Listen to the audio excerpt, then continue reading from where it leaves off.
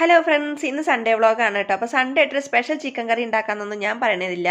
ഒരു സാധാരണ ചിക്കൻ കറി തന്നെയാണ് കേട്ടോ വെക്കുന്നത്. കാരണം എനിക്കിന്ന് വയ്യാട്ടോ, എന്താണെന്നറിയില്ല, നല്ല തലവേദനയും ക്ഷീണമൊക്കെ ഉണ്ടായിരുന്നു. പനി വരാനുള്ള ലക്ഷണമാണോ എന്ന് അറിയില്ല. അപ്പോൾ അതുകൊണ്ട് കൂടുതൽ വിഭവസമൃദ്ധമായ സദ്യയൊന്നുമില്ല. പിന്നെ ആ ചായ കൊണ്ടുവന്ന് കണ്ടില്ലേ, അത് അച്ഛൻ വന്നിട്ടുണ്ടായിരുന്നു കേട്ടോ. ഏട്ടൻ്റെ അച്ഛൻ താഴ്ന്ന് വന്നിട്ടുണ്ടായിരുന്നു. അപ്പോൾ അച്ഛന് മധുരമില്ലാത്ത ചായ ഉണ്ടാക്കി കൊണ്ടേ കൊടുക്കുകയാണ് കേട്ടോ.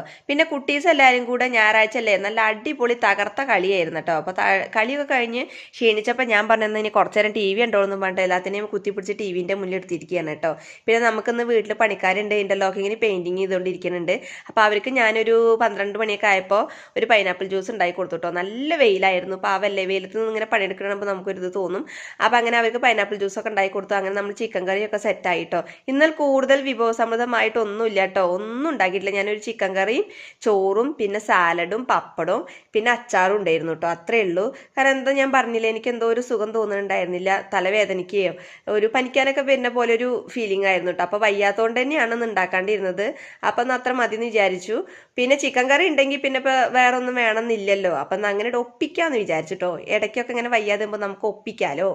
അങ്ങനെ അതൊക്കെ കഴിഞ്ഞ് ഞാനിങ്ങനെ ക്ലീനിങ് പരിപാടിയിലേക്ക് നിന്നപ്പോഴാണ് അയ്യോ പപ്പടം കാച്ചിയില്ലല്ലോ എന്ന് ഓർമ്മ വന്നത് കേട്ടോ. അങ്ങനെ ആ പപ്പടമൊക്കെ കാച്ചാനായിട്ട് എണ്ണയൊക്കെ ഒഴിച്ച് പാനൊക്കെ ചൂടാക്കി വെച്ചു. പിന്നെ പപ്പടം കാച്ചി കഴിഞ്ഞാൽ വീണ്ടും നമുക്കതൊന്ന് ക്ലീൻ ചെയ്യേണ്ടി വരും എന്നുള്ളത് ഉറപ്പാണ് കേട്ടോ.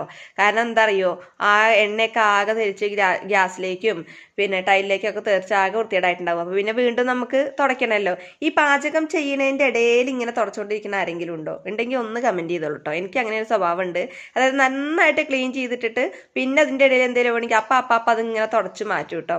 പക്ഷേ ഒന്നായിട്ട് ഇങ്ങോട്ട് പാചകം ചെയ്യുന്ന അവസ്ഥയിലാണെങ്കിൽ മൊത്തത്തിൽ പടകളായിട്ട് കിടക്കുകയാണെങ്കിൽ ഒന്നും ചെയ്യാൻ കഴിയില്ല. അപ്പം പിന്നെ എല്ലാം കഴിഞ്ഞിട്ടേ നമുക്ക് ചെയ്യാൻ പറ്റുള്ളൂ കേട്ടോ. അങ്ങനെ അതാ പപ്പടമൊക്കെ കാച്ചിയെടുത്തു. അപ്പം അങ്ങനെ നമ്മൾ ഉച്ചക്കലത്തെ ലഞ്ച് ഏകദേശമൊക്കെ സെറ്റായി വന്നട്ടോ. പിന്നെ ഞാൻ വീണ്ടും പറഞ്ഞില്ലേ, അതുപോലെ അവിടേക്ക് ഒന്ന് തുടച്ചെടുത്തു. എല്ലാം അങ്ങോട്ടും ഇങ്ങോട്ടും ഒക്കെ ഒന്ന് പെറുക്കി വെച്ചു.